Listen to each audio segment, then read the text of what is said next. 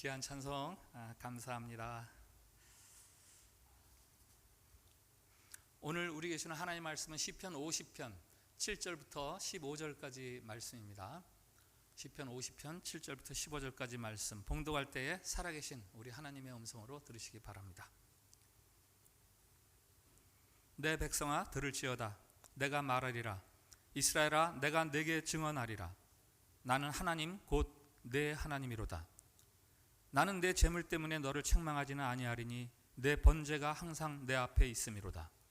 내가 내 집에서 수소나 내 우리에서 순념소를 가져가지 아니하리니 이는 삼림의 짐승들과 뭇산의 가축이 다 내 것이며 산의 모든 새들도 내가 아는 것이며 들의 짐승도 내 것이미로다.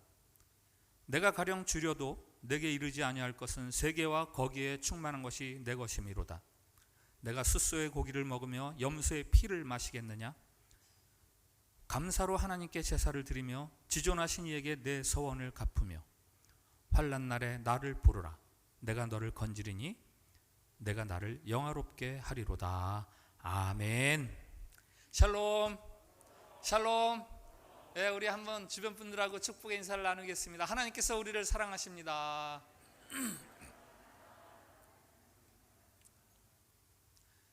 네, 오늘 우리가 추수감사절 예배를 드리는데요, 감사를 자석에 비유한 감사의 자석이라는 글이 있어서 소개를 드립니다. 접시 위에 있는 모래는 당신의 하루입니다. 철가루들은 당신에게 내려진 축복이고 당신에게 자석이 하나 주어지니 곧 감사하는 마음입니다. 감사하는 마음으로 하루를 살면 자석이 철가루들을 골라 모으듯 많은 축복거리들을 찾을 수 있습니다. 하지만 감사할 줄 모르는 마음은 손가락 같아서 모래석을 이리저리 헤집어 놓을 수는 있어도 작은 철가루 하나 제대로 골라낼 수 없습니다. 결국 하루 종일 아무런 축복도 누리지 못한 채 지나갑니다.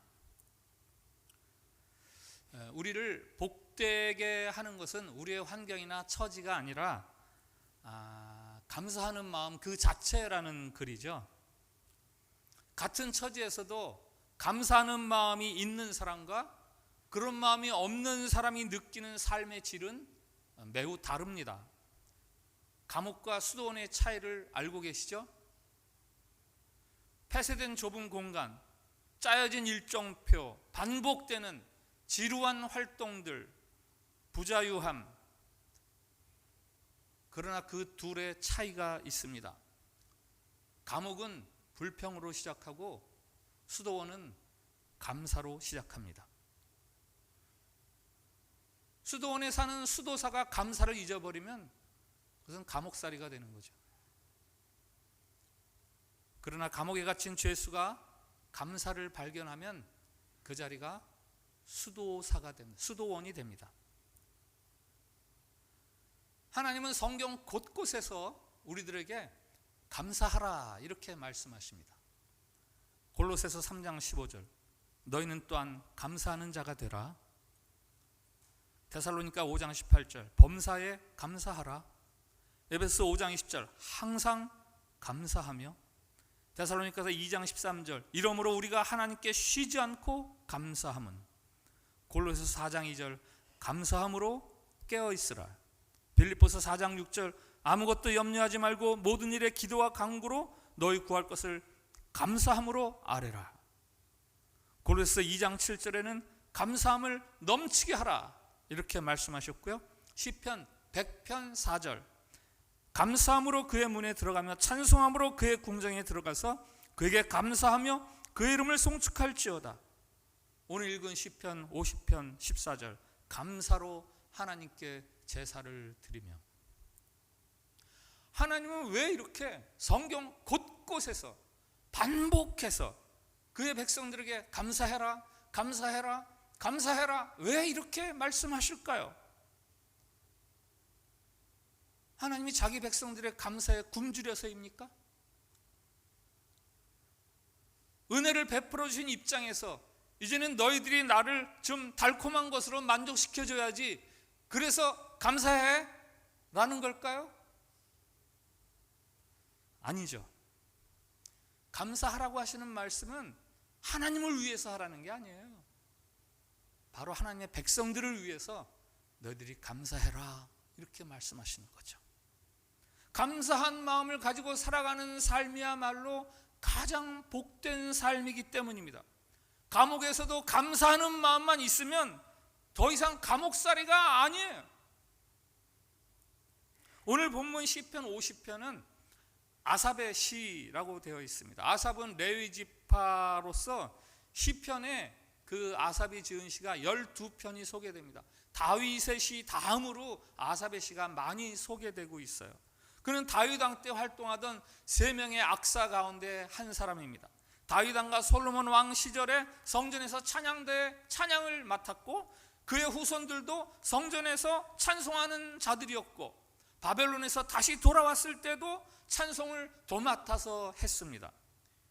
이 노래는 성전에 제물을 가지고 오는 사람들, 성전에 제물을 가지고 제사하러 나오는 자들을 위해서 지은 노래예요.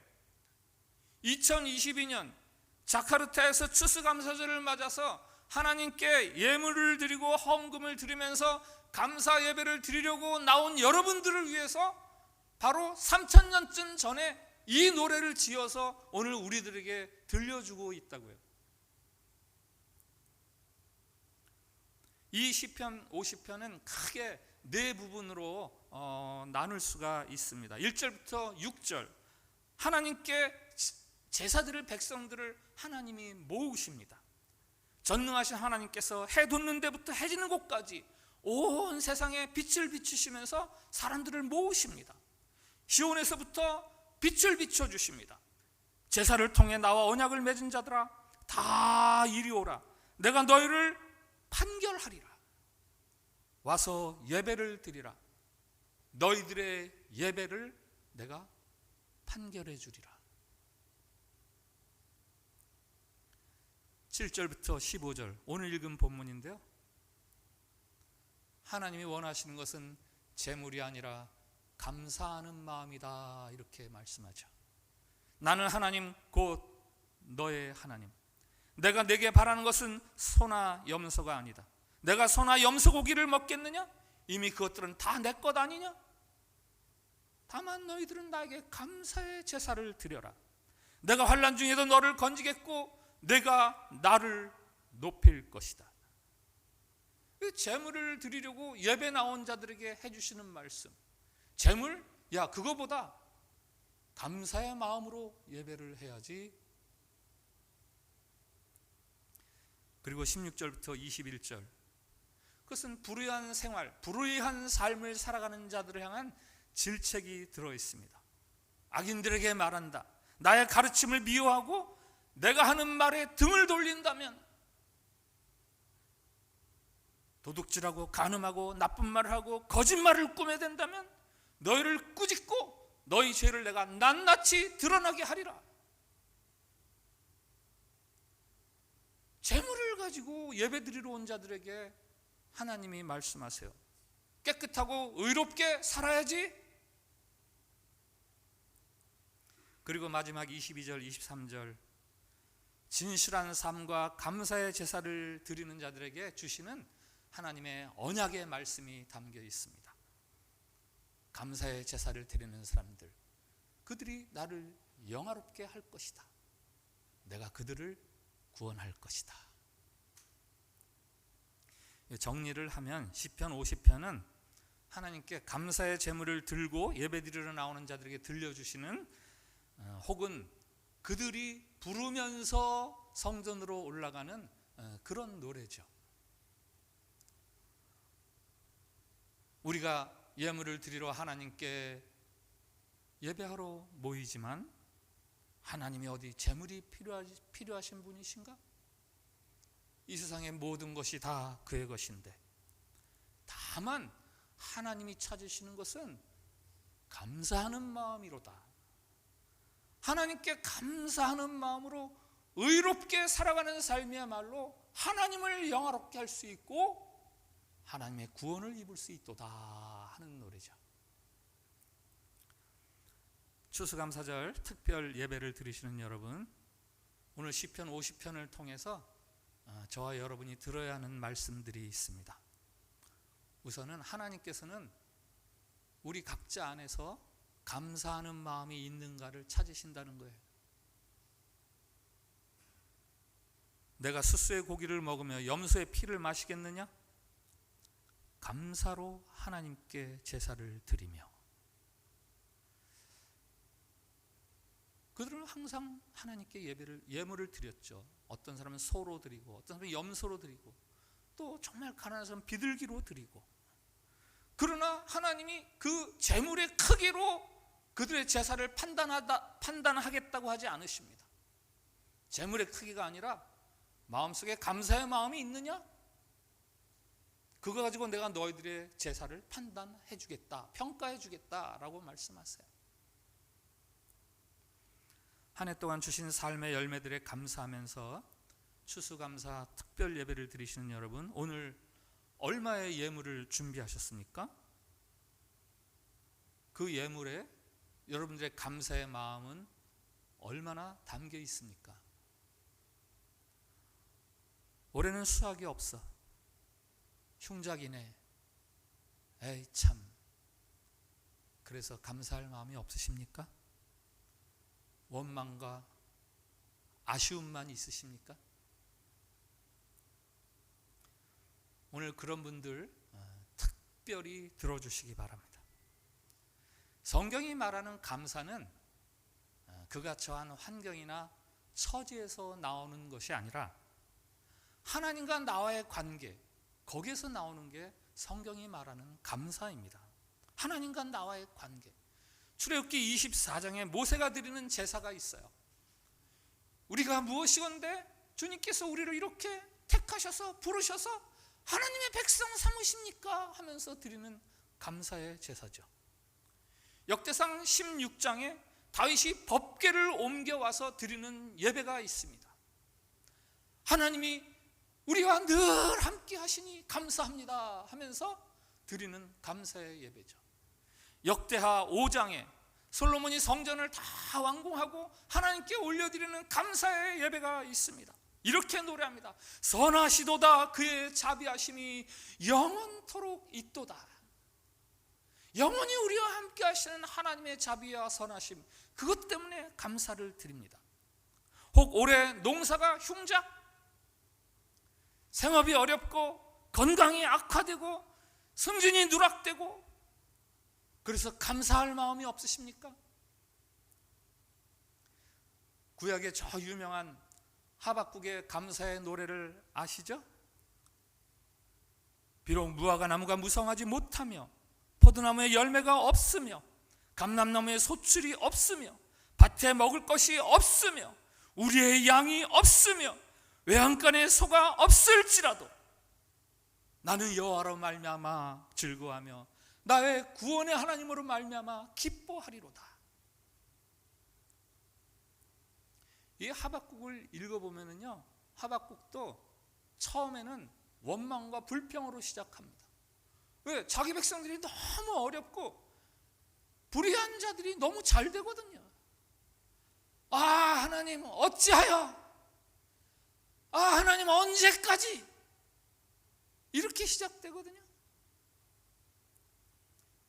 그러는 중에 하나님께서 의인은 믿음으로 말미암아 산다, 물이 바다 덮음 같은 여호와의 영광이 나타날 것이다 라는 약속의 말씀을 들으면서 그가 이렇게 이런 찬송, 감사의 노래를 부르게 되는 거죠. 제가 아는 한 목사님의 이야기입니다. 집안 형편을 뻔히 아는 아들이니까 대학을 다니는 아들이 이제 아르바이트를 하는 거죠. 아르바이트를 하다가 막노동판에서 막노동을 하다가 허리가 삐끗해서 다쳤어요. 그 소식을 듣고 그 아버지 목사가 전화를 해서, 야, 미안하다, 내가 참 너를 고생시키는구나 라고 말했습니다. 그랬더니 그 아들이 말합니다. 미안하시다니요, 제가 아빠한테 얼마나 감사한데요. 저를 낳아주신 것도 감사하고요, 아빠가 제 아버지라는 게 전 너무너무 감사해요. 이 말을 듣는데 그 아버지가 콧등이 시큰해요. 그러면서 하나님과 자기와의 관계를 생각합니다. 목회 현장에서의 그 어려움과 고단함 때문에 어느새 목사임에도 불구하고 감사하는 마음이 다 사라져 버렸어요.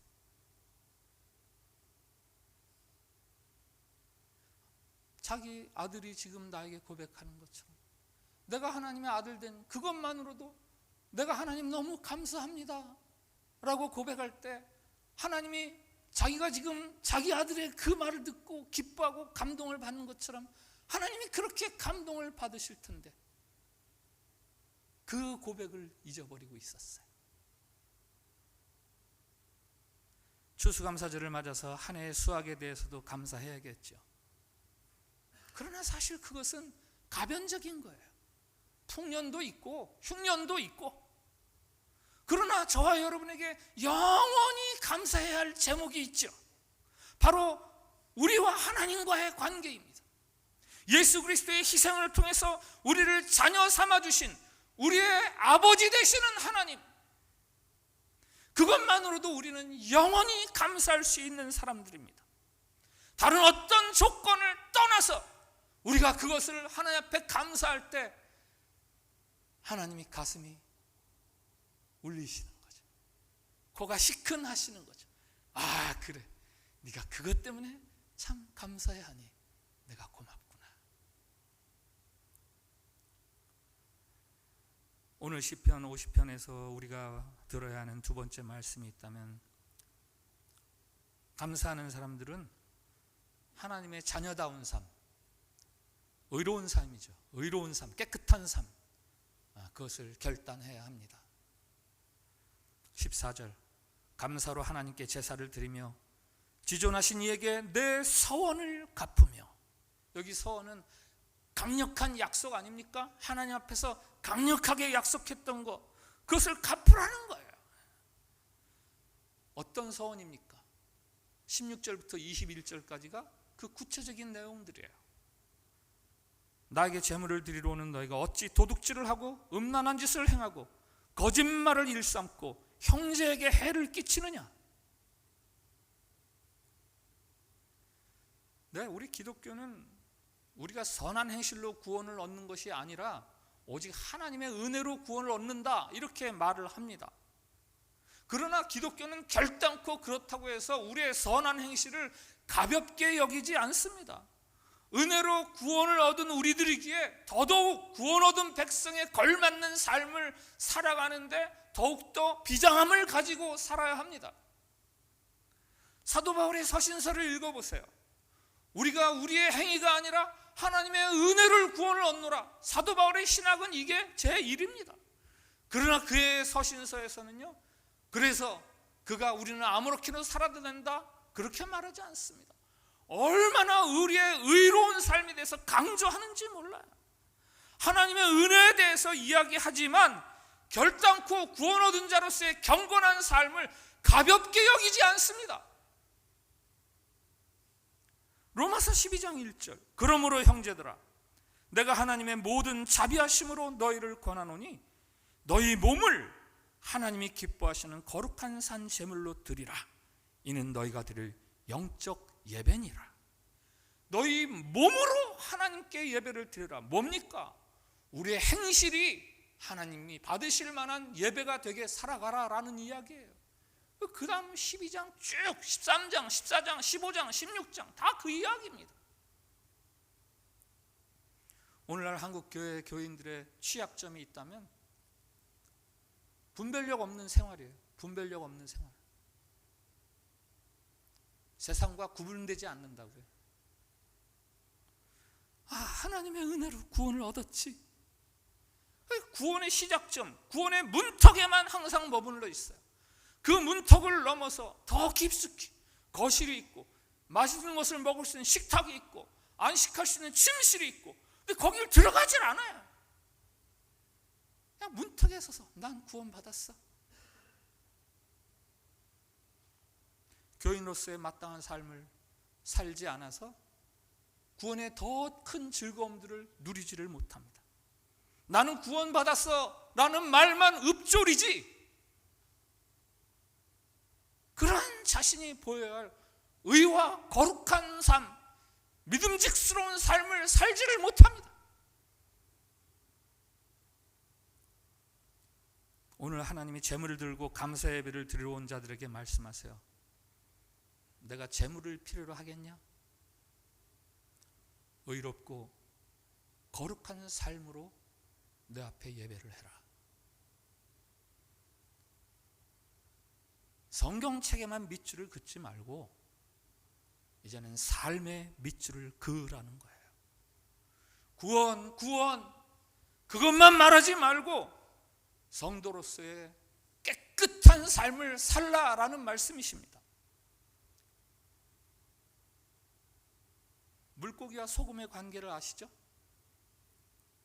살아있는 물고기는 평생을 그 짠 바닷물 속에 살아도 그 짠기가 살 속에 들어오지 않아요. 그러나 죽으면 어부들이 소금을 치잖아요. 그 소금의 짠기가 금방 살 속으로 배어듭니다. 죽어 있기 때문이에요. 거룩하지 못한 삶에 대해서 세상이 너무 악해서 사람들이 다 그래서 제 처지가 이러다 보니 환경이나 여건 핑계를 대지 마십시오. 세상이 악해서가 아니라 여러분들이 죽어 있기 때문이에요. 추수감사절 감사 예배를 드리시는 여러분, 없어서 겪어야 하는 그 곤고함의 유혹을 조심하십시오. 혹은 넉넉하게 있어서 빠지게 되는 방탕함의 유혹을 조심하십시오. 예수 그리스도의 피로 깨끗하게 된 여러분의 그 세마포가 더럽혀지지 않도록 거룩한 옷을 입고 감사함으로 즐거이 살아가야 합니다. 오늘 하나님께서 참된 감사의 예배를 드리는 자들에게 주시는 약속이 있죠. 이 시의 결론적인 말씀인데요, 하나님이 여러분을 구원하시고 여러분으로 인해서 하나님이 영화롭게 되시리라 라는 약속입니다. 15절과 23절 말씀 우리 한번 같이 읽어볼까요? 15절 말씀 먼저 같이 읽겠습니다. 시작. 환난 날에 나를 부르라. 내가 너를 건지리니 내가 나를 영화롭게 하리로다. 그 다음 23절 시작. 감사로 제사를 드리는 자가 나를 영화롭게 하나니 그의 행위를 옳게 하는 자에게 내가 하나님의 구원을 보이리라. 아멘.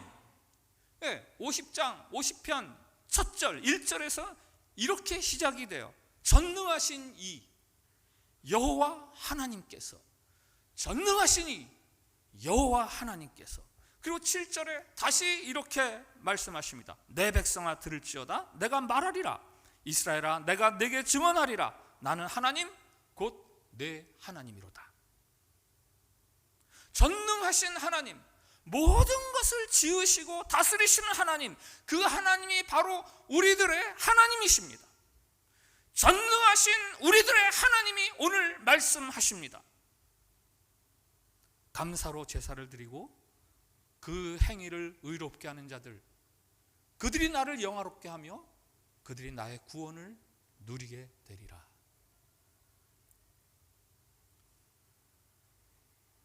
다니엘 이야기를 아시죠?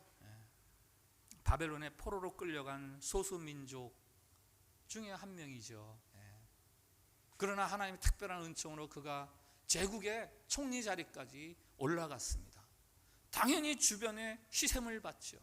주변의 다른 사람들이 다니엘을 시샘해서 어떻게 해서든지 흠집을 내려고 하는데 그가 보니까 하나님께 기도를 드리는 거예요. 다리오 왕에게 신하들이 말합니다. 왕이시여, 왕 말고 다른 자에게 기도하는 자들은 다 사자굴에 던진다고 명령을 내리십시오. 다리오 왕이 조서에 사인을 하죠. 지금으로 하면 도장을 찍고 공포를 합니다. 다리오 왕 외에 어떤 신이나 사람에게 무엇을 구하면 사자굴에 던질 것이다.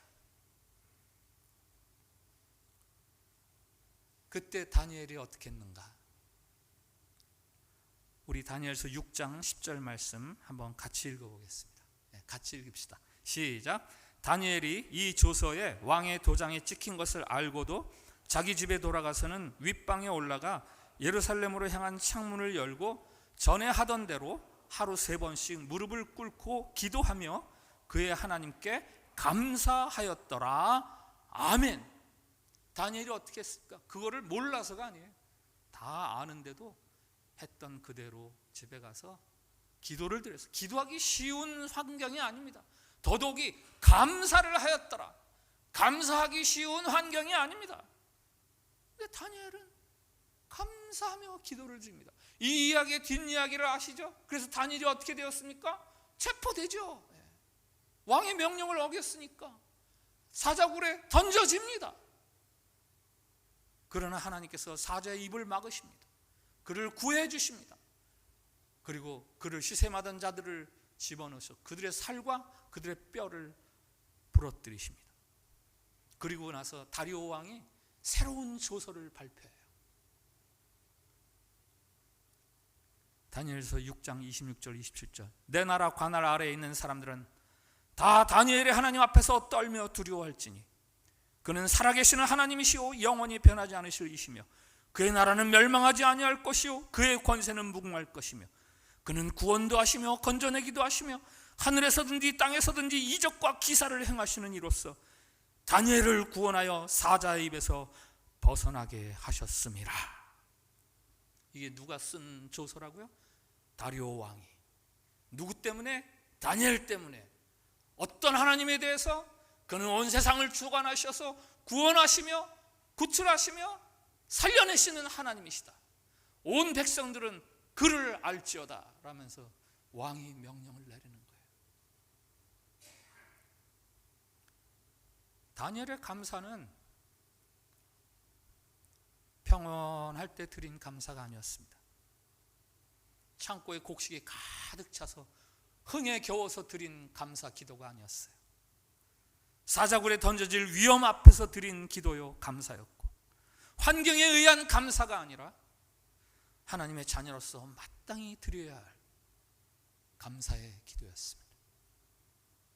하나님이 다니엘의 하나님이심을 그 같은 다니엘을 통해서 나타내시는 거죠. 전능하신 이 여호와 하나님, 나는 곧 내 하나님이로다. 하나님이 바벨론 곳곳에서 다니엘의 하나님의 이름을 공표하는 것처럼 하나님이 나는 아무아무개의 하나님, 나는 아무아무개의 하나님, 이렇게 나타나실 수 있도록 그렇게 여러분으로 말미암아 그렇게 나타날 수 있도록 감사의 삶을 살아가십시오. 추수감사절 영어로 하면은 Thanksgiving Day, Thank you, 감사하다, give, 주다, 이 합성어 아닙니까? 무엇을 드리시겠습니까? 감사해서 무엇을 드리시겠어요? 추수감사절은 여러분을 판별하시는, 여러분을 평가하시는 하나님에게 여러분들이 드리는 절기예요. 유튜브에서 본 영상이 하나 있어요. Life is like coffee. 인생은 커피 같은 것. 삶은 한 잔의 커피 같은 것. 대학을 졸업한 대학 동기들 몇 명에서 노 교수님, 자신들을 가르치는 노 교수님 댁을 방문을 하죠.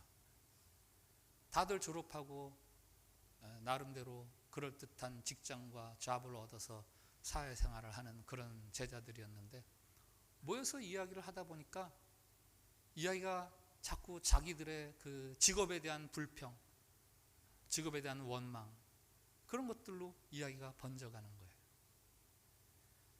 이야기를 듣던 노 교수님이 주방에 가서 물이 끓고 있는 주전자를 가지고 와서 컵을 나눠주면서 제자들에게 커피를 타줍니다.